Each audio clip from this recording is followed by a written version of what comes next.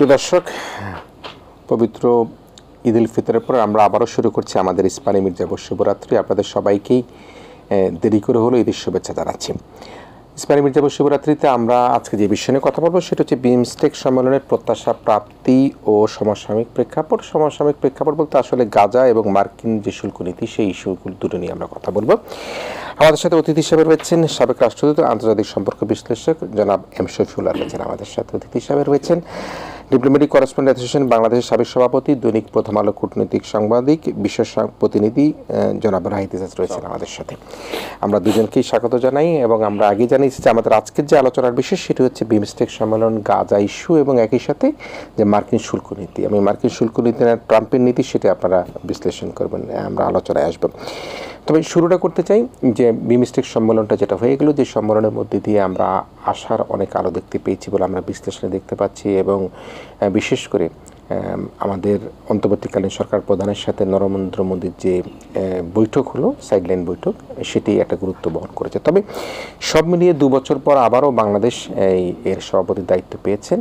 আপনি মোটা দাগে এই বিমস্টেক সম্মেলনটাকে কীভাবে দেখছেন? ধন্যবাদ। বিমস্টেক তো আপনার 28 বছর হলো এবং তার সচিবালয় কিন্তু বাংলাদেশে। বাংলাদেশ পদ উদ্যোক্তা ছিল, সার্কেরও ছিল, সার্ক উদ্যোক্তা বাংলাদেশ ছিল। আবার বিমস্টেকও বাংলাদেশ প্রথম দরবার বিমস্টেকের অন্য নামে ছিল, তখন উদ্যোক্তা হিসাবে ছিল। কিন্তু 28 বছরে এর খুব যেমন সার্কের অনেকগুলো সামিট হয়েছে এবং অনেকগুলো কর্মকাণ্ড ছিল, ভিজিবল ছিল। 2 বছর অন্তর সামিট হতো। সে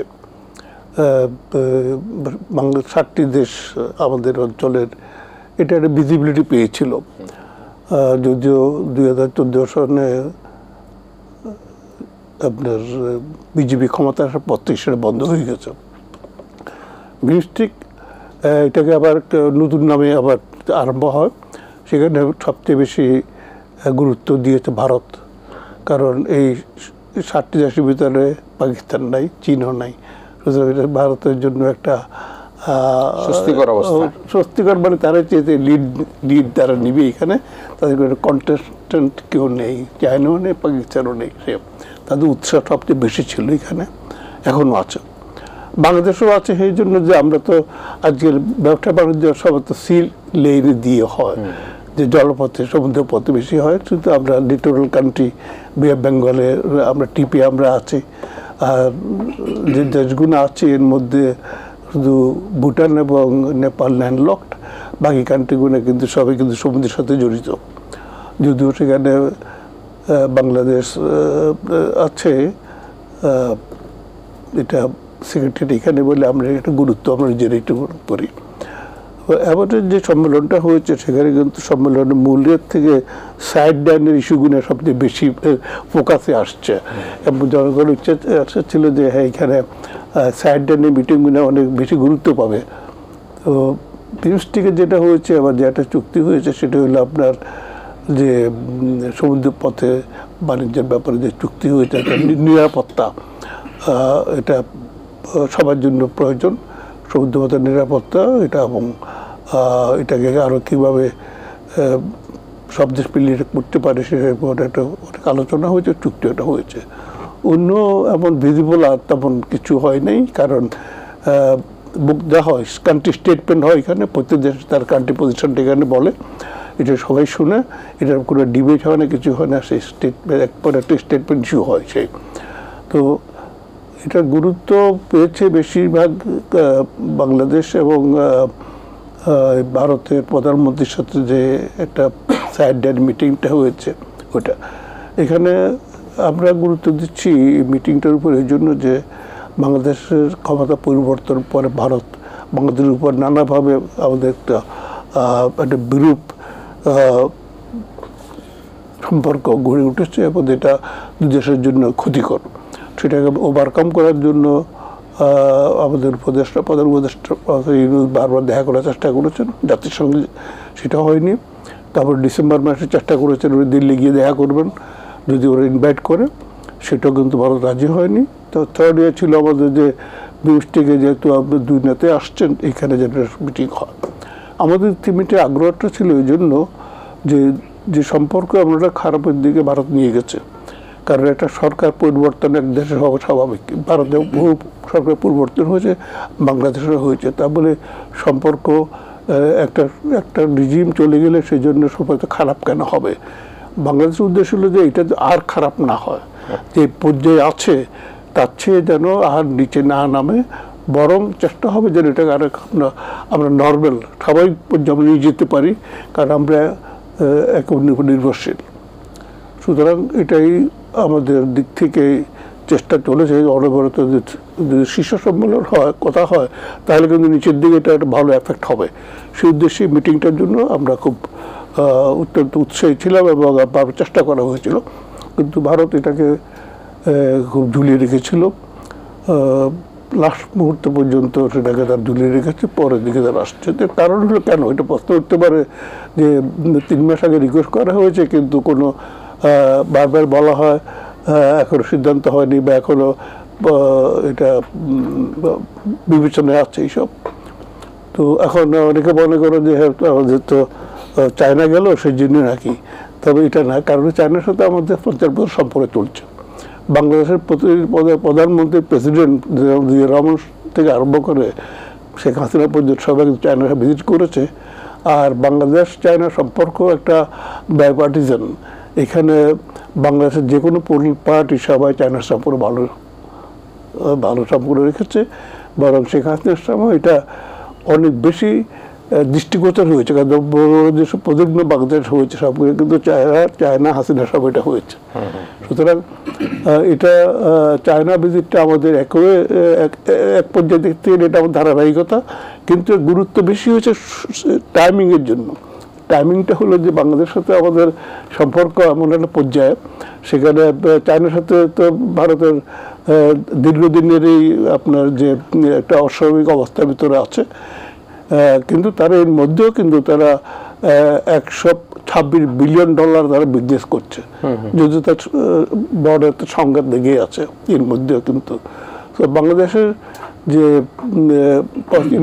যে ভিজিট, এই ভিজিটটা ওই যে ব্যাকগ্রাউন্ডটা বাংলাদেশের সাথে সম্পর্ক ভারতের খারাপ, এই সময় তিনি চায়না গেলেন, তো এটা ভারতে সহজভাবে নিচ্ছে না।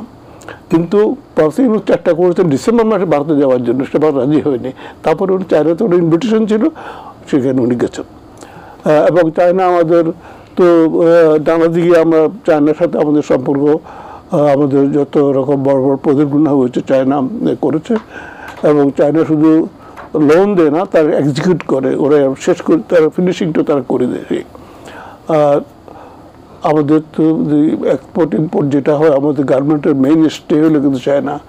আমাদের যত র মেটেরিয়ালস আসছে সব মোস্টলি চায়নার থেকে আসে, আর ভারত থেকে কিছু আসে, কিন্তু শুধু চায়নার সাথে তো আমাদের তো সম্পর্ক, এটা হলো একটা ধারাবাহিক সম্পর্ক, এবং এটাকে উন্নত মানে আসছে। এই জন্য এই প্রফেসর ইউনূস সাহেবের যে একটা ব্যক্তিগত যে একটা পরিচিত বিশ্বের কাছে, সেটা আবার এই ভিজিটটাকে অনেক উপরে নিয়ে গেছে। আর প্লাস যে আমাদের একটা, আমরা সত্যি কথা বলতে কি, ভারতের যে চাপের মুখে আমরা আছি, এতে আমাদের নিরাপত্তা জন্য একটা আমরা সবসময় একটা ফিল করি যে আমাদের দেশে যেন যে হারে ভারত অপপ্রচার চালাচ্ছে, প্রধানমন্ত্রী থেকে আরম্ভ করে মিডিয়া, সেখানে আমাদের নিরাপত্তা ইস্যুটি এসে দাঁড়িয়েছে। আমাদের ফেন্সিং করছে, তারপরে আপনার সীমান্ত বিভিন্নবার ভিতরে একটা দলকে উস্কিয়ে দিয়েছে ওরা, সংখ্যালঘুকে।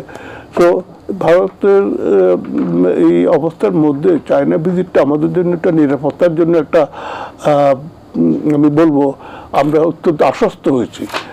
মানুষ আশ্বস্ত হয়েছে যে আমরা একা নই, আমাদের সাথে আরেকটি বৃহৎ শক্তি আমাদের প্রতি, আমাদের সার্বভৌম প্রতি এবং আমাদের দেশের নিরাপত্তার জন্য তার বারবার বলে আসছে যে আমরা বিশ্বাস করি প্রতিটি দেশের সার্বভৌমত্ব এবং তার আঞ্চলিক অখণ্ডতা, সেটা এই স্টেটমেন্টে দৃষ্টি আসছে।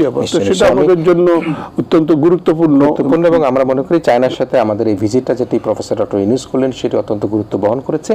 একই সাথে আমি একটু মিস্টার রাহিদ এজাজ আপনার কাছে আসতে চাই। সাংবাদিকতা দীর্ঘ সময় কিন্তু এই কূটনীতিক সাংবাদিকতাই করছেন, আজকে আলোচনাটা কিন্তু সেই বিষয় নিয়ে। আমরা যদি বিমস্টেক সম্মেলন বলি, গাজা ইস্যু বলি, একই সাথে মার্কিন যে শুল্ক নীতি সেটি বলি। তবে যেটি নরেন্দ্র মোদী সাহেবের সাথে আমাদের প্রধান উপদেষ্টার যে সাইড টেবিল যে বৈঠকটা হলো, সেটি কিন্তু সবচেয়ে বেশি আমাদের গণমাধ্যম এবং আমরা সেটাকে সবচেয়ে বেশি গুরুত্ব দিয়েছি। ভারতের গণমাধ্যম কীরকম গুরুত্ব দিয়েছে সেটি আপনি বলবেন। একই সাথে যেটি আমাদের অতিথি শফিউল্লাহ সাহেব বললেন, সেটি বলবার চেষ্টা করলেন যে আসলে চায়না ভিজিটার পরপরই কি হচ্ছে না এটি হয়ে গেল কিনা, এটি এক নম্বর আপনার কাছে জানবার আগ্রহ। দ্বিতীয় আগ্রহ হচ্ছে আসলে সে আলোচনার মধ্যে দিয়ে আমরা কতটুকু লাভবান হতে পারলাম। ধন্যবাদ কিরণ। আপনি যেটা বলছেন আলোচনা তো শিরোনামীতে আজকে বিমস্টেক কি অর্জন এবং সমসাময়িক প্রেক্ষাপট নিয়ে শফিউল্লাহ ভাই একটা কনটেক্সট তৈরি করে দিয়েছেন আমাদের আলোচনার জন্য। তো আমি প্রধান উপদেষ্টার চীন সফর, যেটা 26শে মার্চ হয়েছিল, এবং সাবসিকুয়েন্টলি বিমস্টেকে উনি গেলেন, বিমস্টেকে গিয়ে আপনার সামিটে অ্যাটেন্ড তো করলেন, সাইডলাইনে নরেন্দ্র মোদী সহ আরও মোটামুটি সবগুলো দেশের সাথে করলেন। উনি শ্রীলঙ্কার সাথে করলেন, আপনার মিয়ানমারের সাথে করলেন, যদিও সেই ছবিটা প্রচার একটু দেরিতে হয়েছে। তো সবগুলো চেয়ার হিসেবে সব দেশের সাথে করলেন। আমি একটু করে, আমার মনে হয় যেহেতু আলোচনাটার সূত্রপাত বিমস্টেক নিয়ে, আমি একটু বিমস্টেকের কনটেক্সটটা বোধ হয় আলোচনার সুবিধার্থে একটু বলি যে কবে কখন বিমস্টেক শুরু হলো। আমরা জানি যে 28 বছর, যে শফিউল্লাহ ভাই বলছেন 97-এ তো শুরু হয়েছিল জুনে, এটা একটা সাবগ্রুপ হিসেবে। তখন সেটা ছিল এরকম BIMSTEC, Bangladesh, India, Sri Lanka, Thailand economic cooperation নামে, আমি যদি কারেক্টলি রিকালেক্ট করতে পারি। দেন ডিসেম্বরে একটা মিনিস্ট্রিয়াল মিটিং হলো ব্যাংককে, সেখানে মায়ানমার অ্যাড হলো, বিমস্টেকটা হয়ে গেলো Bangladesh, India, Myanmar, Sri Lanka, Thailand, EC, পরে যেটা আমরা বিমস্টেক বলছি। দেন সেখানে 4-এ এসে নেপাল, ভুটান যোগ হলো সামিটের মধ্য দিয়ে। তো 28 বছরের একটা গ্রুপিং, সেই গ্রুপিং নিয়ে প্রচুর কথাবার্তা হচ্ছে, এবং কেউ কেউ আপনার নিশ্চয়ই আমাদের ভুলে যাওয়ার কথা না, বোথ বিমস্টেক বলুন, সার্ক বলুন, এখানে বাংলাদেশ কিন্তু ইনস্ট্রুমেন্টাল ছিল রিজিওনাল কোঅপারেশনে। কিন্তু সার্ক কেন হয় না সেটাই খুব বেশি সময় এখানে নিতে চায় না ভারত পাকিস্তানের বৈরিতা, এবং সার্ক থেকেও নাই, যদিও সেক্রেটারিয়েট আছে, নানান সেক্টরাল কোঅপারেশন আছে। আমাদের ঢাকা তো সার্কের এগ্রিকালচারাল একটা অফিস রয়ে গেছে। তো ওই কনটেক্সটে এবার বিমস্টেক সামিটটা অবশ্যই বাংলাদেশের মিডিয়ার কাছে এবং কিছুটা হলো ভারতের মিডিয়ায় প্রফেসর ইউনূস এবং নরেন্দ্র মোদীর বৈঠকের কারণে অন্তত আমাদের দুই দেশের গণমাধ্যমে একটু আলাদা অ্যাটেনশন পেল। অবশ্যই রিজিওনাল ব্লকিংয়ের ইস্যুগুলো এসছে। তো এখন এই যে রিজিওনাল ব্লকিংয়ের ইস্যুগুলো আমি যদি বলি, বিমস্টেকে ধরেন শুরু হয়েছিল যখন 2004-এর সামিটটাকে আমি যদি কাট অফ ধরি, যে 2004 থেকে তো এগুলো, তখন সেটা এখন তো 14টা আপনার সেক্টরের কথা বলা হচ্ছে, trade, investment, transport, communication, energy, tourism, technology, fisheries, agriculture. তো ফিশারিজ পর্যন্ত আমি এই জন্য এই ব্যাকগ্রাউন্ডটা বলছি। 2005-এ যখন বাংলাদেশে মিনিস্ট্রিয়াল মিটিং হয়েছিল, যে সাবগ্রুপে, মানে বাংলাদেশ সবসময় রিজিওনাল অ্যাসোসিয়েশনগুলোতে খুব বড় রোল প্লে করে, বিমস্টেকের ক্ষেত্রে তাই, যে 6 থেকে ধরেন এগ্রিকালচার আসলো, পাবলিক হেলথ আসলো, পভার্টি আসলো, কাউন্টার টেরোরিজম আসলো, এনভায়রনমেন্ট আসলো, কালচারাল কোঅপারেশন, ক্লাইমেট চেঞ্জ, এই 7-8টা এজেন্ডা কিন্তু বাংলাদেশ ওই 2005 সালে মিনিস্ট্রিয়াল রোল, অর্থাৎ লিডিং একটা রোল কিন্তু বাংলাদেশের দেখি। এবং এই মুহূর্তে যে সেক্টরগুলো আছে, বাংলাদেশ ট্রেড এবং ইনভেস্টমেন্ট ফোকাসটা বাংলাদেশ কান্ট্রি হিসেবে দেখে। তো এখন আমি যে প্রাপ্তি প্রত্যাশা বিমস্টেকের জায়গা থেকে দেখি, আমাদের এখানে বিমস্টেক সেক্রেটারিয়েট আছে ঢাকার গুলশানে, এবং সেখানে নতুন বিমস্টেকের সচিবালয় ভবন হবে। আমাদের প্রত্যাশা থাকবে নিশ্চয়ই 2 বছর পরে যখন সামিট হবে ঢাকায়, তার আগে সেটা শেষ হবে। এখন বিমস্টেকের সভাপতিত্বকারী দেশ হিসেবে বাংলাদেশের তো নিশ্চয়ই কিছু ভূমিকা পালন করার আছে, সেখানে ট্রেড, ইনভেস্টমেন্ট হোক, অন্যান্য জায়গায়। তো কানেক্টিভিটির কথা উনি বলছেন, মেরিটাইম ট্রান্সপোর্ট কানেক্টিভিটি নিয়ে একটা এগ্রিমেন্ট সাইন হয়েছে, এবং আমরা জানি একটা প্রথমবারের মতো ব্যাংকক ভিশন 2030 বলে, অর্থাৎ ফিউচারের কোঅপারেশনের রোড ম্যাপ কী হতে পারে সেটা এবার অ্যাডপ্ট করা হয়েছে, এমিনেন্ট পার্সনদের একটা রিপোর্ট অ্যাডপ্ট করা হয়েছে। তো সব মিলিয়ে আমি বলবো যে সভাপতিত্বকারী দেশ হিসেবে বাংলাদেশের সামনে একটা দায়িত্ব অর্পিত হয়েছে, এবং 2 বছর সময়কালে আমাদের প্রত্যাশা থাকবে বাংলাদেশ রিজিওনাল বডিতে, রিজিওনাল কোঅপারেশনের যে চ্যাম্পিয়ন, সেটি বিমস্টেকের চেয়ার হিসেবে করে দেখাবে, এই প্রত্যাশাটা আমার থাকবে। এটা বিমস্টেকের দিকটা গেল। এবার ফিরে আসে আপনার সে প্রশ্নে, চীন ভিজিটটা হওয়াতে হাসিনা মোদি বৈঠকটা অনিশ্চিত হলো কি হলো না। ইভেন আপনার নিশ্চয় মনে আছে, আলোচনা শুরুর আগে বলছিলাম যে আমাদের আজকের সময়ে যে বড় চ্যালেঞ্জ হয়ে গেছে মেইনস্ট্রিম মিডিয়ার জন্য সোশ্যাল মিডিয়া। মানুষ সোশ্যাল মিডিয়া, সেটা ফেসবুক বলেন, আমাদের অঞ্চলে তো ফেসবুক বেশি টুইটারের চাইতে, ইউটিউব বলেন, সেটার উপর বেশি ভরসা। হয়তো অনেক সময় নেগেটিভিটির প্রতি মানুষের একটা দুর্নিবার আকর্ষণ কাজ করে। তো বাংলাদেশ যেহেতু চেয়ার হতে যাচ্ছিল, বাংলাদেশ অনুরোধ করেছিল, এটা আমরা নিশ্চয়ই, আমি নিজেও সেই খবর লিখেছি, প্রচার হয়েছে। তো স্বভাবতই আপনি যখন একটা গ্রুপিংয়ের প্রধান হতে যাচ্ছেন, সভাপতি হতে যাচ্ছেন, আপনার উপর একটা দায় বর্তায়। প্রশ্ন উঠতে পারে, মিয়ানমারকে সামরিক যন্ত্রটা তো গ্লোবালি কেউ এন্ডোর্স করে নাই, তাকে স্বীকৃতি দেয় নাই, কিন্তু বিমস্টেকের চেয়ার হিসেবে আমরা তার সঙ্গে দেখা করেছি, দেখা করতে চাইছে, দেখা করেছি, খুব স্বাভাবিক। প্রেসিডেন্ট চেয়ার হিসেবে তো আপনার একটা দায়িত্ব। তো বাংলাদেশ গত মাসের 13 তারিখ একটা চিঠি দিয়েছিল, এবং এই চিঠিটা দেওয়ার নেপথ্যে ছিল ভারতের সাথে অনানুষ্ঠানিক আলোচনায় যে আমরা দুই নেতা, কাকে চিঠি দিয়েছিল? ভারতকে দিয়েছিল। এবং সেই তখন এটা তো ফর্মাল একটা চ্যানেলে দিতে হয়, তো সেবার চিঠি দিতে হয়েছিল। চিঠি দেওয়ার 2 দিন পরেই কোনো কোনো গণমাধ্যম ভারতে বলা হচ্ছিল যে মিটিংটা হচ্ছে না। আপনার 13 তারিখে বসে আপনি 4 তারিখে কি হতে পারে না পারে, এই ধরনের মিটিং কিন্তু শফিউল্লাহ ভাই আমার চেয়ে বেশি ভালো বলতে পারবেন ফরমাল ডিপ্লোমেট হিসেবে, একদম শেষ মুহূর্তে ফাইনাল হয়। তো কাজেই চীন ভিজিটের সাথে যেই একটা জল্পনা বা একটা প্রচার রয়েছে যে ভারত না করে দিয়েছে, হবে না, এটা অ্যাবসলিউটলি আমার কাছে বিশ্বাসযোগ্য নয়। অন্তত আমি রিপোর্টার হিসেবে আমার কাছে যে খবর, অন্তত 1 সপ্তাহ আগে আমার কাছে নিশ্চিত ছিল যে এই মিটিংটা হবে, সাইডলাইন মিটিংটা। কারণ দেখেন 5ই আগস্টের পর ইতিহাসের সবচেয়ে খারাপতম সম্পর্কের মধ্যে দিয়ে যাচ্ছে ঢাকা দিল্লি, এটা তো বলার অপেক্ষা রাখে না। আপনি নিজে আপনার পেশাগত কারণে বেশ কিছু কাজ করেন, সেই জন্য নিশ্চয় বলতে পারেন ভিসা একটা বড় ইস্যু বাংলাদেশ ভারতের জন্য। তো সেখানে ভিসা যখন একেবারে নিম্নমুখী হয়ে গেছে, মানুষের চলাচলে বন্ধ হয়ে গেছে, চিকিৎসা হচ্ছে না, ট্যুরিজম হচ্ছে না, কিন্তু ব্যবসা বাণিজ্য থেমে নেই ভারতের সাথে। আপনি যে স্ট্যাটিস্টিক্স নিন, গত 6 মাসের 7 মাসের ব্যবসা বাণিজ্য হচ্ছে। আমার খবর অনুযায়ী অন্তত 6টা মিটিং নভেম্বর থেকে এখন পর্যন্ত হয়েছে। সেটা এর মধ্যে একটা ছিল বিজিবি বিএসএফ ডিজি লেভেলের মিটিং, ওয়াটার রিসোর্সের জয়েন্ট মেম্বারদের মিটিং হয়েছে, জিআরসি মেম্বারদের। ইন্ডিয়ান ফরেন সেক্রেটারি ঢাকায় এসছে ডিসেম্বরে, সেপ্টেম্বরে এবং ফেব্রুয়ারিতে তৌহিদ হোসেনের সাথে জয়শঙ্করের মিটিং হয়েছে। সব কিছুতে থেমে নেই, এর মধ্যে কিছু রাজনীতি আছে যেটা সংখ্যালঘু নির্যাতনকে উপযোগ্য করে ভারতের গণমাধ্যমে, মেইনস্ট্রিম মিডিয়াতে আমরা কিন্তু প্রচুর মিসইনফরমেশন, ডিসইনফরমেশন দেখেছি।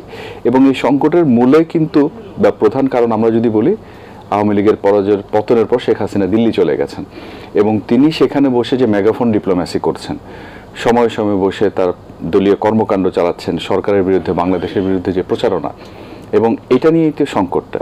তো কাজেই চীন ভিজিটের পরে বরঞ্চ আমি মনে করি এবং আমি বিশ্বাস করি, আমার তথ্য সেটা বলে, এই চীন ভিজিটে চীনের প্রেসিডেন্ট শি জিনপিংয়ের সাথে প্রফেসর ইউনূসের যে মিটিং, সেই মিটিংয়ের পর এই মিটিং নরেন্দ্র মোদীর সাথে প্রফেসর ইউনূসের মিটিংটা আরও বেশি জোরালো হয়ে যায় যে মিটিংটা হবে। কারণ সেখানে তিস্তার পানি নিয়ে কথা হয়েছে, যেটা আমরা স্টেটমেন্টে দেখেছি। বাংলাদেশ বলেছে তিস্তার প্রজেক্টে চাইনিজ কন্ট্রাক্টর দেখতে তারা স্বাগত জানাবে। বাংলাদেশের নদী এবং পানি ব্যবস্থাপনায় চীনের সহযোগিতা আমরা চেয়েছি। সেখানে প্রতিরক্ষা নিয়ে আলোচনা হয়েছে। পলিটিক্যাল লেভেলে 50 বছরের পূর্তিতে এসে বাংলাদেশ এবং চীনের শীর্ষ নেতারা যে কথাবার্তা বলেছেন, চাইনিজ কমিউনিস্ট পার্টির নেতাদের সাথে মত বিনিময় হয়েছে, তাতে তো এটা পরিষ্কার যে চীনের সাথে কোনো রকম টানাপোড়েনের মধ্যে এই সরকার নেই বা বাংলাদেশ নেই। তো এই যখন অবস্থা, একদিকে আমার সাথে আপনার সম্পর্কটা খারাপ, মাঝখানে শফিউল্লাহ ভাই এসে সেই জায়গাটা, সেই ভ্যাকুয়ামটা পূরণ করেন কিনা, তো সেই জায়গায় নিশ্চয়ই আপনি চাইবেন না বা আমি চাইবো না যে সম্পর্ক আর খারাপ হোক, শফিউল্লাহ ভাই যাতে বেশি মাইলেজ না পান, আপনি বা আমি চাইবো সেই সুযোগটা নিতে। তো এখানে খুব প্র্যাকটিক্যাল প্র্যাগম্যাটিক ইন্ডিয়া সেটা করেছে। এবং আমরা যদি জয়েন্ট স্টেটমেন্টে হয়নি, এখানে জয়েন্ট প্রেস রিলিজ ও কিছু হয়নি, হওয়ার কথা না, দুই পক্ষ আলাদা আলাদা বক্তব্য দিয়েছে। সেখানে আমরা দেখেছি ভারত যেটা বলছে, প্রগতিশীল, স্থিতিশীল এবং শান্তিপূর্ণ বাংলাদেশ চায় এবং ইনক্লুসিভ একটা প্রসেস চায় ইলেকশনের মধ্যে দিয়ে। তো কিছু তো ল্যাঙ্গুয়েজ অর্থে যদি বলি, কিছু পরিবর্তন কিন্তু ভারতের আমরা দেখেছি। তার মানে কি সব কিছু ঠিকঠাক হয়ে গেছে? না, ঠিকঠাক হওয়ার সুযোগ নেই। কারণ আমি যতটা জানি যে মিটিংয়ে দুপক্ষে কিন্তু নিজেদের অবস্থানে বেশ অনড় ছিলেন। তখন শেখ হাসিনার ইস্যু আমরা তুলেছি, তারা সংখ্যালঘুর ইস্যু তুলেছে, আমরা সংখ্যালঘুর ইস্যুতে পাল্টা জবাব দিয়েছি। শেখ হাসিনার প্রত্যর্পণ নিয়ে তারা কিছু ব্যাখ্যা দিয়েছে, হ্যাঁ, বলেছে লিগ্যাল প্রসেস হয়নি, কিন্তু আমরা পাল্টা বলেছি ঠিক আছে তাকে ফেরত না দাও, তাহলে মেগাফোন ডিপ্লোমেসি বন্ধ করো। অর্থাৎ তার মানে তো আমরা সমাধান হয়ে গেছে, সাংঘাতিক চেঞ্জেস এমন কিছু না, কিন্তু সামনাসামনি বসে আমি আর আপনি যখন আইবল কন্ট্যাক্ট রেখে কিছু কথা বলি, তাহলে সেটাও তো এক ধরনের দায়বদ্ধতা তৈরি হয়। অর্থাৎ আমরা দুজনে তো আলোচনা টেবিলে বসলাম, কিছু অঙ্গীকার করলাম, তো এখন দেখার বিষয় হচ্ছে যে সে অঙ্গীকারের বাস্তবায়ন কি কোনটা হয়। তৃতীয়ত হচ্ছে যেখানে চায়নার বিষয়টা তো আলোচনায় এসছে, যেটা আমরা একটা খবর ছেপেছি, যেখানে বলা হয়েছে যে দুই দেশ বাংলাদেশের অভ্যুদয়ের সঙ্গে ভারতের যুক্ততার প্রসঙ্গ টেনে নরেন্দ্র মোদী বলেছেন যে দেশের জন্ম, স্বপ্ন, স্বাধীনতার সাথে জড়িত, সেই দেশের সংকটে তো আমরা পাশে না থেকে পারি না। সবচেয়ে বড় কথা হচ্ছে দুই দেশ একে অন্যকে যেখানে এতটা ভালো বোঝে, সেখানে তো থার্ড পার্টির কোনো প্রয়োজন নাই। So who is the third party? Obviously this is China. তো চায়না নিয়ে তাদের টেনশন যেটা আছে সেটা টেসিট ওয়েতে তারা বলেছে, কিন্তু মোটা দাগে এসেছে দুই দেশের সম্পর্কের বিষয়গুলো। তো আমি যদি শেষ করি এভাবে আপনার প্রশ্নের উত্তরে, যে আমি কি বিরাট সমাধান দেখি না, নিশ্চয়ই আমি সমাধান দেখি না, কিন্তু আলোচনার টেবিলে বসছেন সম্পর্কটাকে যে জায়গায় ছিল সেখানে স্বাভাবিক করে আসা। কিন্তু এটা মনে রাখতে হবে, এই সম্পর্কটা কিন্তু হবে 5ই আগস্টে পরিবর্তিত রাজনৈতিক বাস্তবতার নিরিখে। আপনি 15 বছর আগে যেটা আওয়ামী লীগ সরকারের সাথে ভারতের কংগ্রেস সরকার বা বিজেপি যে জায়গায় ছিল সেখানে ফিরে যাবে, এটা যদি কেউ মনে করেন, আমি মনে করি কি খুবই অবাস্তব একটা প্রত্যাশা। জি, আমি এই একটু বিরতি নিব, তবে এই আলোচনাটা যদি শেষ করব আমি জনাব শফিউল্লাহ এই জায়গায় আসি একটি জিনিস বুঝবার জন্য, দর্শকদের স্পষ্ট বুঝবার জন্য, যে চায়না বা বাংলাদেশের প্রতি বেশি ঝুঁকে পড়ার কারণ কি হতে পারে কিনা, বা ঝুঁকি পড়ার সন্দেহ করার জন্যই কি অতি দ্রুত এই সাইডলাইন বৈঠকটা হয়ে গেল কিনা? ইনফ্যাক্ট যেটা ঝুঁকে পড়ে না, চায়না খুব বাস্তববাদী দেশ, সুতরাং তারা কিন্তু অত্যন্ত ধৈর্যশীল এবং তাদের 5000 বছরের ডিপ্লোম্যাটিক এক্সপিরিয়েন্স ওদের আছে। তারা ক্ষণিকের জন্য কোনো দেশের প্রতি ঝুঁকে পড়ে না, সেটা এক। আর আমরা যেটা বলেছি যে আমাদের ধারাবাহিকতার সাথে এটা প্লাস হয়েছে এখন। সুতরাং আরেকটা জিনিস লক্ষ্য করতে হবে, দেখেন শেখ হাসিনা শেষ সময় চীনের সাথে সম্পর্ক খুব খারাপ করে দিয়ে গেছেন উনি তিস্তার চুক্তি, তিস্তার ব্যারেজের জন্য 2019 সনে এমনি সাইন করেছেন এবং তাকে ইনভাইট করেছেন যে তিস্তার উপর প্রজেক্ট করার জন্য। 2 বছর ওরা কাজ করেছে, কয়েক মিলিয়ন ডলার খরচ করেছে। 23 এবং 22 এবং 23 উনি ঝুলিয়ে রেখেছেন। তারপরে 24 ইলেকশন পরে বললেন যে এটা ভারত করবে। সুতরাং সম্পর্কটা দেখেন কোন পর্যায়ে উনি নিয়ে গেছেন। উনি রাষ্ট্রীয় সফরে গেলেন 4 দিনের জন্য, উনি 2 দিন সফর করে চলে আসছেন চায়না থেকে। তার মানে সম্পর্কটা কত খারাপ অবস্থা ছিল। এখন প্রফেসর ইউনূস সাহেবের যে এখন যে ভিজিট, প্রাইজ যা বলছে তার সাথে আমি জাস্ট অ্যাড করি, এটাকে আমরা ব্যালেন্সিং নিয়ে আসছি এখন। ঠিক যে একটা লেভেলে থাকা উচিত, সেই লেভেলের উপরে উঠে নিয়ে আসছেন এই চায়নার সাথে।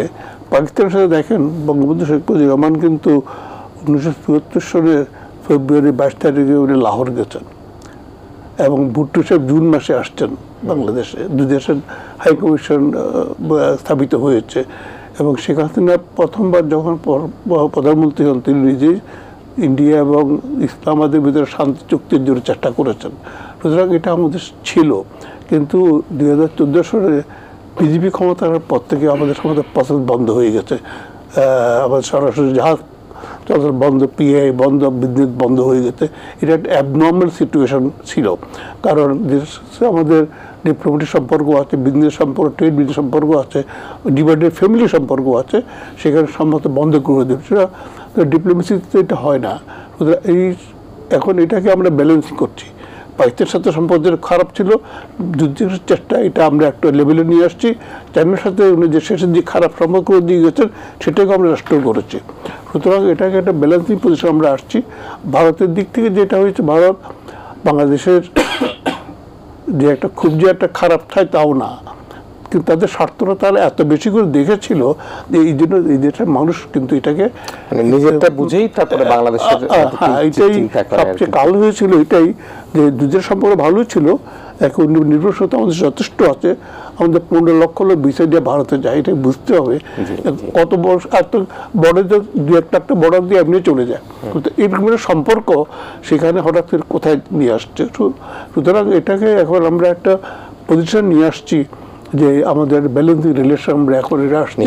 সেটা এখন ভারতের একটা বলকুণ্য হইতে পারে, এই জন্য যে এখানে অ্যাকচুয়ালি ওদের একটা প্রভাব ছিল, সেটা এখন অনেকটা কমে আসছে। জি, নিশ্চয়ই আমরা আবার আলোচনায় আসবো। নিশ্চয়ই আমরা যেটা বুঝতে পারলাম সেটা হচ্ছে যে ইউনূস মোদির যে বৈঠক, সেই বৈঠকের মধ্যে দিয়ে কিছুটা বরফ গলবার যে জায়গাটা সেটা হয়তো শুরু হয়েছে, কিন্তু মিস্টার রাহিদ এজাজ সাংবাদিক বন্ধু তিনি যেটা বললেন একেবারে এই বরফ গলার অর্থ এটি নয় যে পূর্বের মতো যে সম্পর্ক সেটি হয়ে যাবে, সেটিও নয়। তবে মিস্টার এম শফিউল্লাহ তিনি আশাবাদ ব্যক্ত করছেন যে আমরা ধীরে ধীরে চীন বলি, ভারত বলি, আমরা প্রত্যেকের সাথে আমাদের ব্যালেন্সিং যে সম্পর্কটা সেই সম্পর্কটা আমরা এগিয়ে নিয়ে যেতে পারবো। আমরা আবার একটা বিরতি নিতে চাই এই মুহূর্তের জন্য, আমরা একটা বিরতির পর আবার ফিরে আসবো। তবে এই বিরতিতে পরেই আমরা গাজায় ইস্যু এবং মার্কিন শুল্ক নীতি নিয়ে আমরা কথা বলবো। প্রিয় দর্শক, ইস্পানী মির্জাপুর শিবরাত্রিতে একটা ছোট্ট বিরতি দিচ্ছি।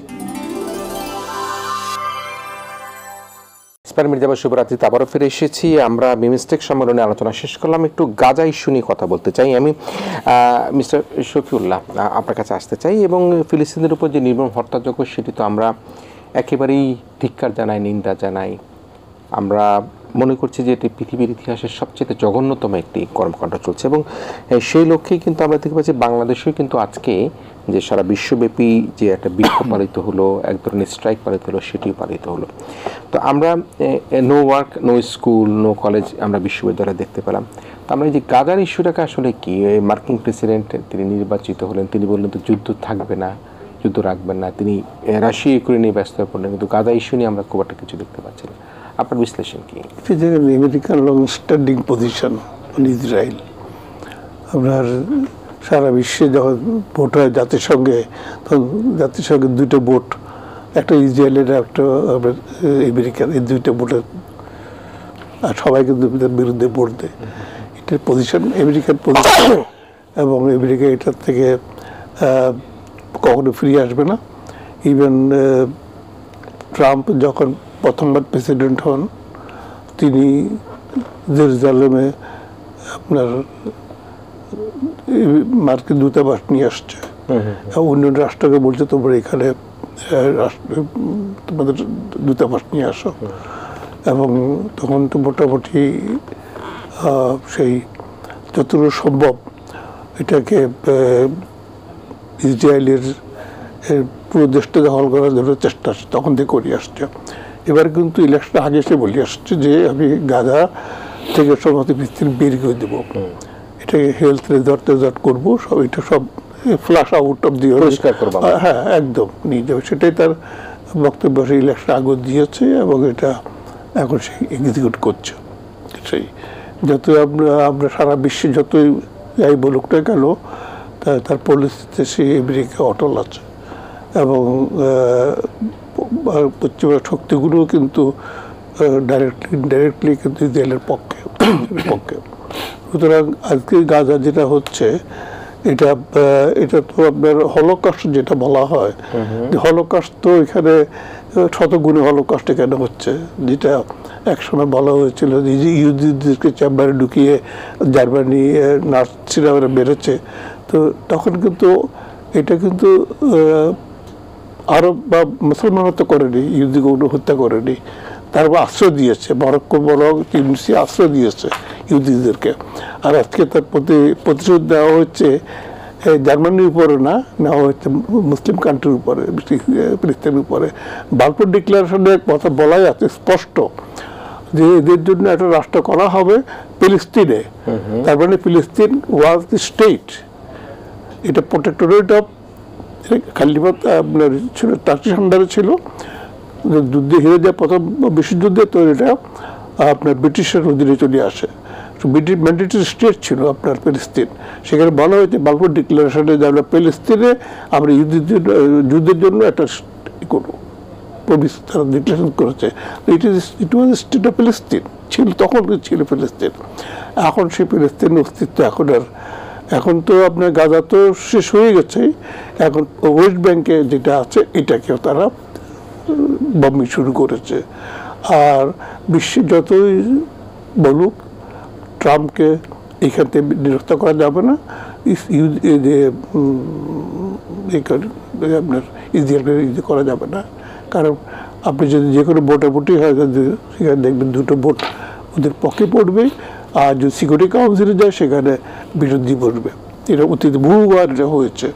সুতরাং এটার এখন ওয়ে আউট বলে কোনো জিনিস নাই। কারণ আমেরিকার সামনে দাঁড়ানোর মতো শক্তি কেউ নাই।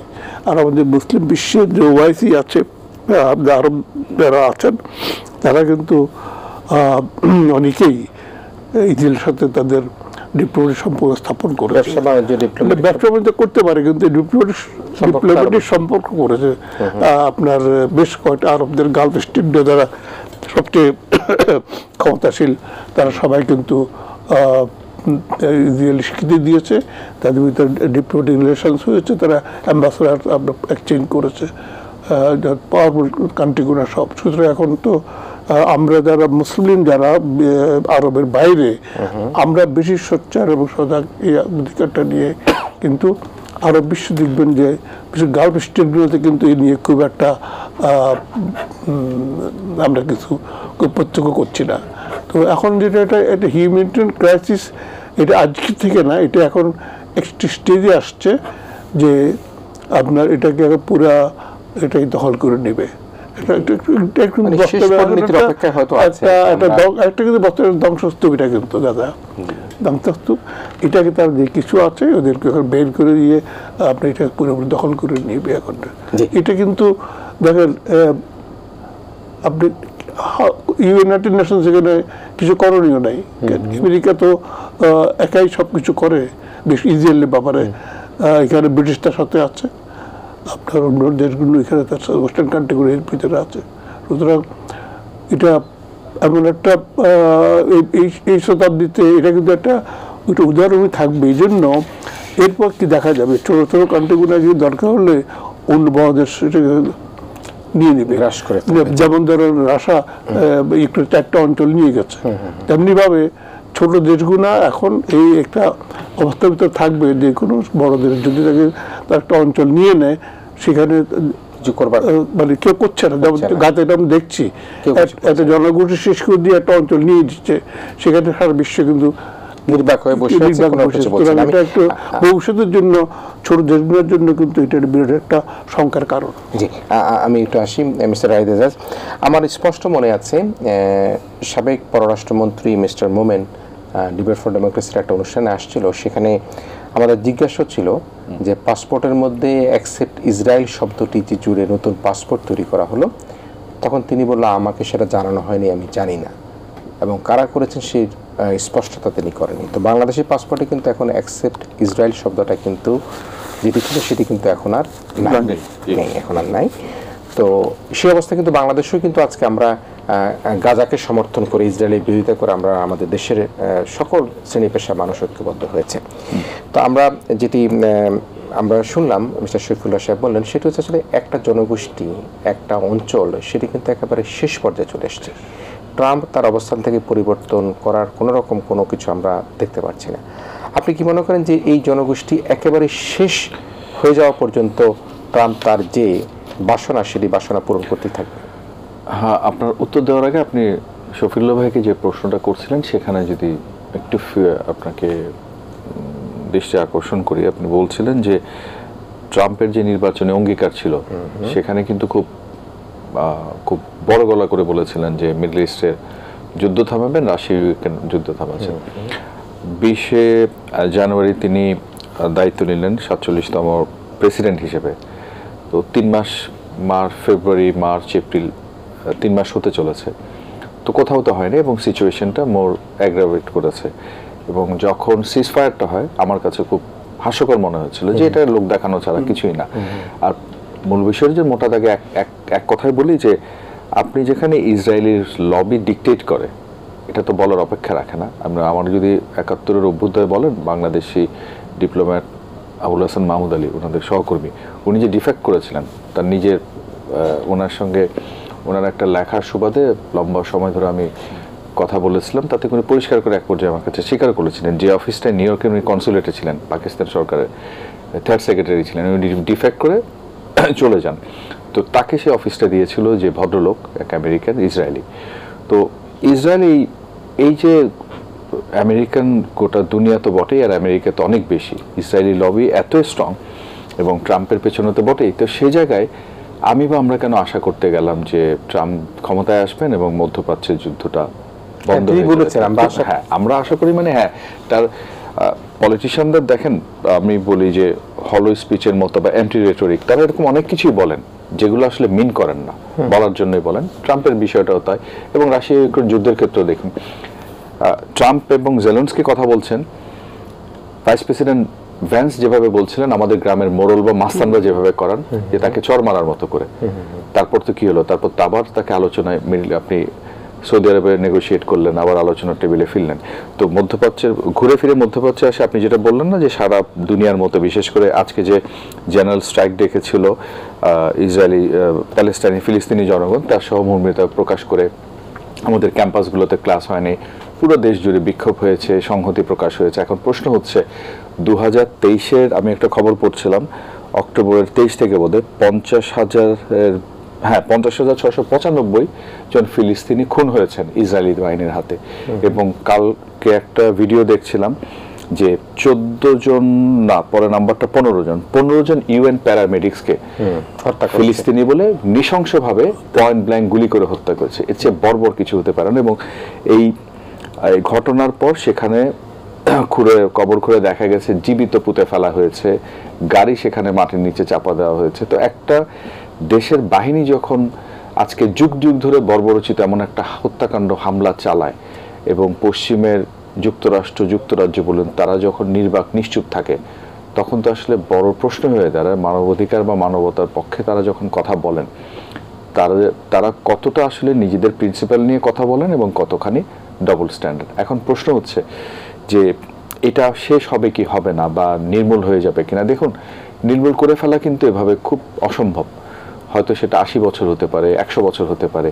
আপনি পুরো ইসরায়েলি জনগণকে আপনি ধ্বংস করে ফেলবেন, গুড়িয়ে ফেলবেন, এটা কিন্তু সম্ভব না।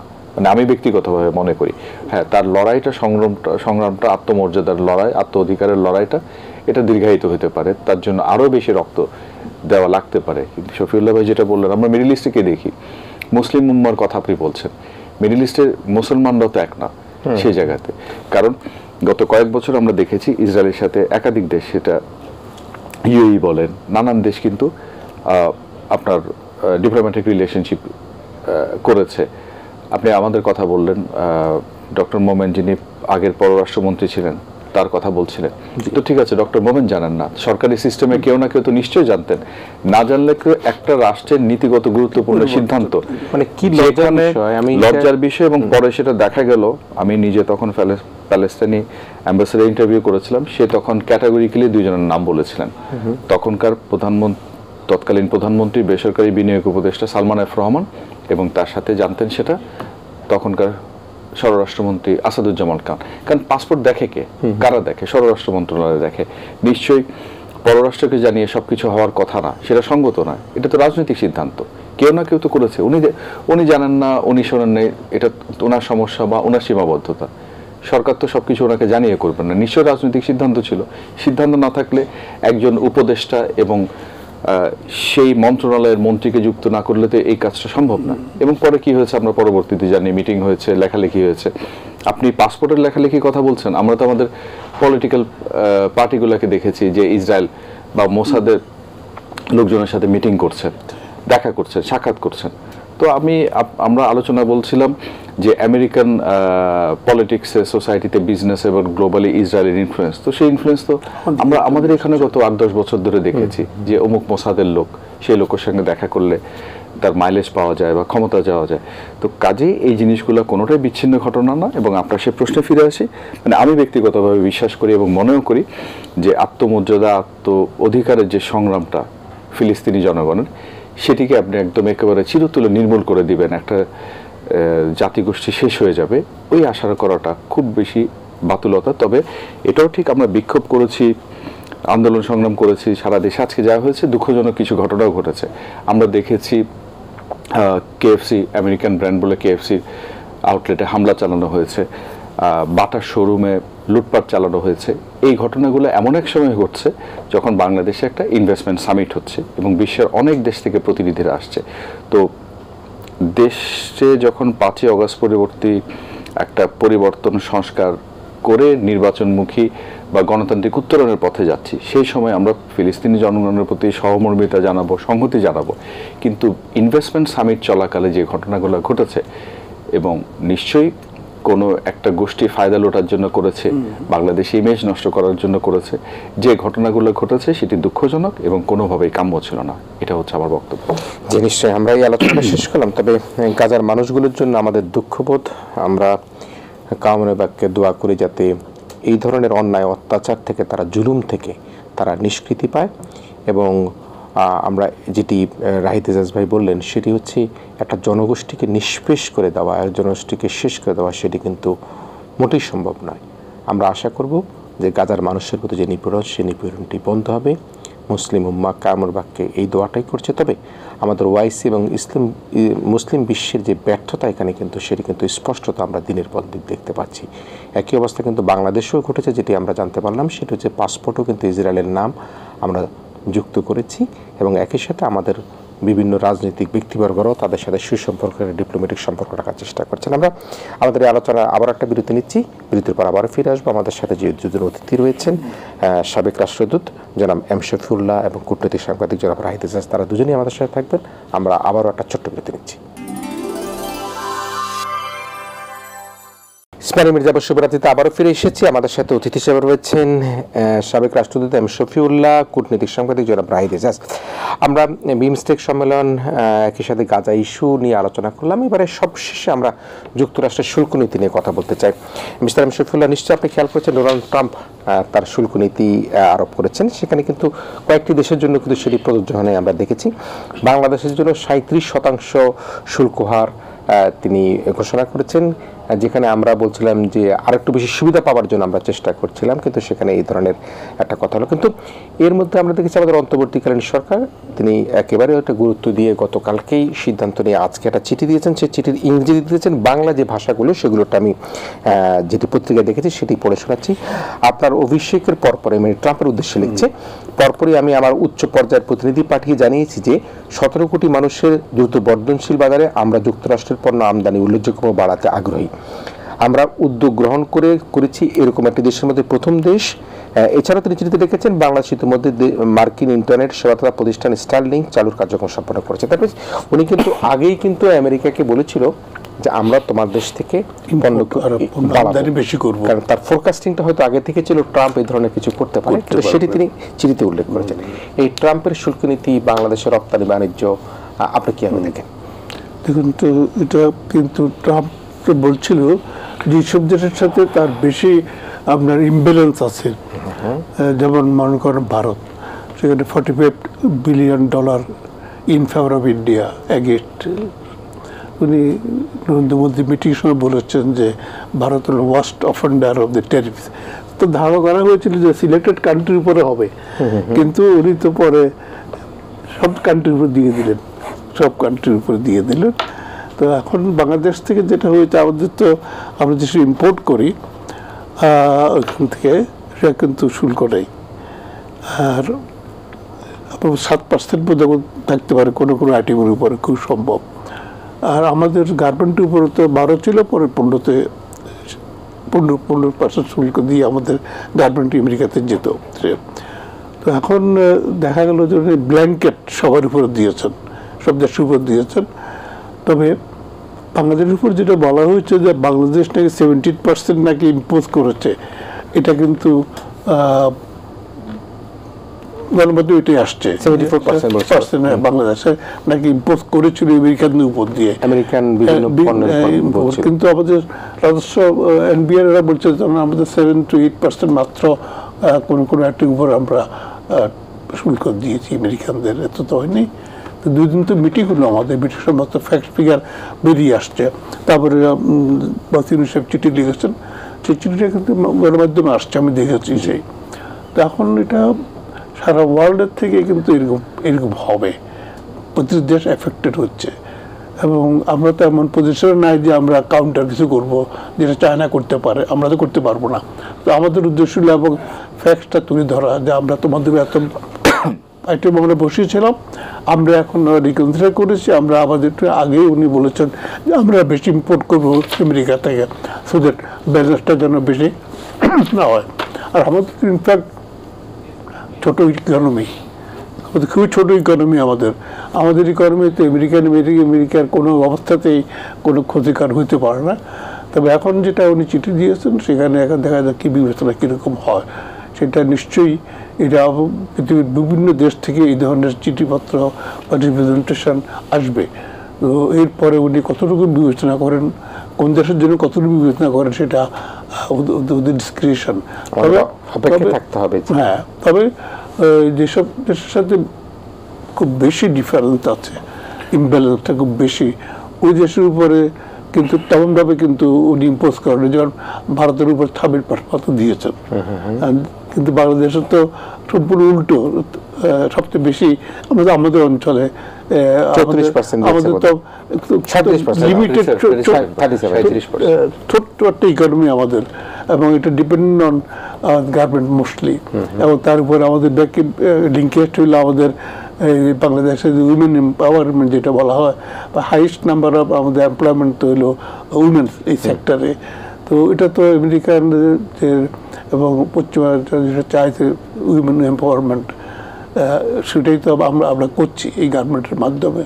প্লাস আমাদের তো অন্য নোন কোনো রিসোর্স নাই যে এত বড় একটা জনসংখ্যাকে আমরা একটা লেভেলে নিয়ে আসবো। আর ডেমোক্রেসি বলেন, হিউম্যান রাইটস বলেন, যদি একটা দেশের ইকোনমিক কন্ডিশন খারাপ থাকে, সেখানে তো এটা সাস্টেনেবল হয় না ডেমোক্রেসি। আমরা একটু আসলে অপেক্ষা থাকি, দেখা যাক কি হয়, কারণ আমেরিকা নিয়ে একটা মিশ্র প্রতিক্রিয়া হতে পারে।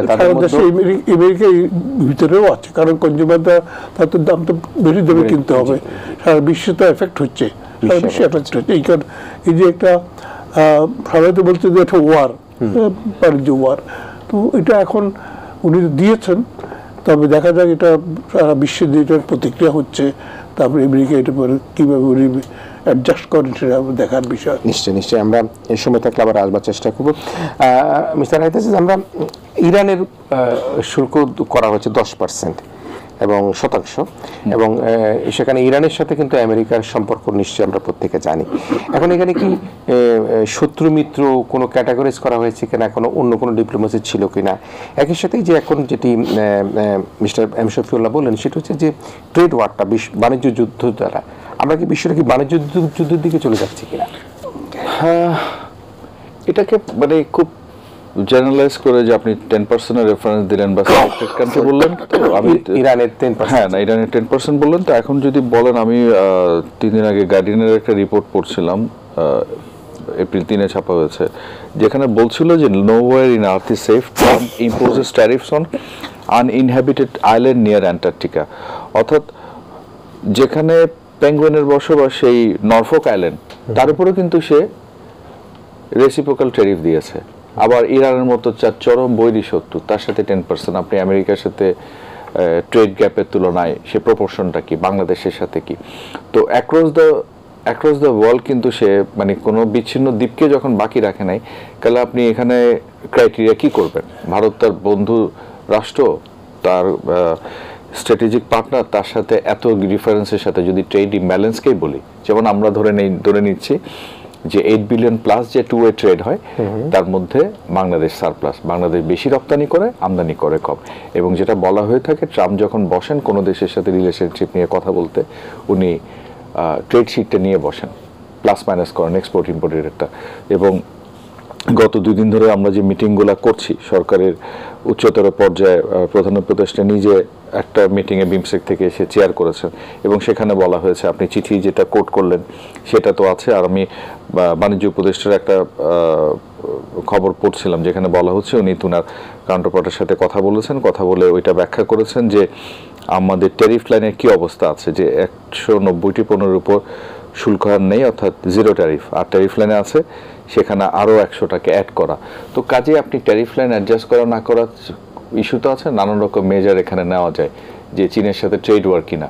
ভিয়েতনাম যেখানে নেগোশিয়েট করার কথা অলরেডি শুরু করে দিয়েছে, ফোন আলাপ করছে, চিঠিপত্র বলেন নানানভাবে, কিন্তু চায়না সিদ্ধান্ত নিয়েছে যে চীন কোনো নেগোশিয়েটই করবে না। তো আমি মনে করি বাংলাদেশের মতো দেশের সুযোগ আছে যে আমি যদি ট্যারিফ লাইন অ্যাডজাস্টমেন্টের কথা বলি, তার চেয়ে বড় দেখি যে ইমব্যালেন্স, যেটা আপনি স্টারলিংকের ইনভেস্টমেন্ট, এটাতে একটা দিক বললেন, এবং আমরা এনার্জিতে অ্যাক্সিলারেটেড এনার্জির সাথে ডিল করেছি, এর পাশাপাশি আমি মনে করি, আমি যদি এরকম উদাহরণ দিয়ে দেখাই, আর্জেন্টিনা থেকে আমরা সয়াবিন আনি, কানাডা থেকে গম আনি, আমার মিডল ইস্টার্ন দেশগুলো থেকে এলএনজি সহ এনার্জি ইম্পোর্ট করি।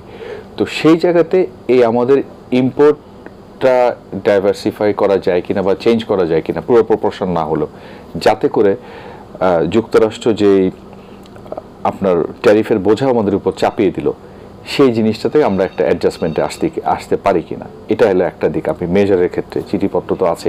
এর পাশাপাশি আমি মনে করি কি, আমরা খুব বেশি একটা হাই হাই করে মাতম উঠে গেছে যে এই ট্যারিফের কারণে আমি বাজার হারাবো। এখন বাংলাদেশ যেটা এক্সপোর্ট করে সেটার ক্যাপ কতখানি, সেটা হাই এন্ডের কোনো প্রোডাক্ট আমি করি না। আমার পণ্যগুলোর মূল্য কিন্তু অত কম্পিটিটিভ প্রাইসে আমি করি, আমি কম মূল্যে কম দামে পণ্য করি। ওয়ালমার্টে যেটা $8 বিক্রি হতো সেটা বড় জোর $10, $12, $13 বিক্রি হবে, এটা একটা বিষয় আছে। আবার আমার সাথে কম্পিটিটর, যেমন ভিয়েতনামের উপর যে ট্যারিফটা ইম্পোজ করা হলো, সেই মার্কেটটা কোথাও না কোথাও যাবে, তাহলে বাংলাদেশের তো সেখানে পেনিট্রেট করার সুযোগ আছে। আমাদের কিন্তু এটা দেখার সুযোগ যেমন আছে, পাশাপাশি এটা মনে রাখলে চলবে, গতকাল কিন্তু 50টা অঙ্গরাজ্যে ট্রাম্পের যে পাগলামো নীতি, এগুলোর ব্যাপারে বিক্ষোভ হয়েছে এবং নানান রকম আলামত দেখা যায় আমেরিকাতে একটা রিসেশন অতি আসন্ন। তো কাজেই এই সংকটে কিন্তু তাদের বাইং ক্যাপাসিটি বা পারচেসিং ক্যাপাসিটি কমে যাবে, নানা রকম ধাক্কা সেখানেও আসবে। কিন্তু আমি মনে করি কি, সব রকম চ্যালেঞ্জগুলো কিন্তু একটা সুযোগ তৈরি করে দেয় বাংলাদেশের জন্য, যেটা যে আমার সামনে এবার একটা স্ট্র্যাটেজিক বা বড় সুযোগ হয়ে গেছে যে আমার পণ্য কিন্তু বহুমুখীকরণ আমরা করিনি, রপ্তানিমুখী পণ্য। তো সেটা ডাইভার্সিফাই করার ব্যাপারে আমি মনে করি এই যে অ্যাডজাস্টমেন্ট, আমরা রিঅ্যাক্টিভ এক মেজার নেই, অ্যাকশন নেই, সেটা না করে আমাদের রপ্তানি পণ্যের ঝুঁকিটা যেন বড় করা যায়, সেটার ব্যাপারে বোধহয় ভাবার সময় আসছে, উদ্যোগ নেওয়ার সময় আসছে। নিশ্চয়ই। প্রিয় দর্শক, আপনারা এতক্ষণ শুনলেন এবং বুঝলেন যে ট্রাম্পের যে শুল্ক নীতি, আমরা আমাদের রপ্তানি পণ্য বহুমুখীকরণ করার কথা বলছি দীর্ঘদিন থেকে। আমরা একটা খাতের উপর, আরএমজি খাত, কিছু চামড়া, হয়তো পাটজাত দ্রব্য রপ্তানির উপর আমরা নির্ভরশীল হচ্ছি।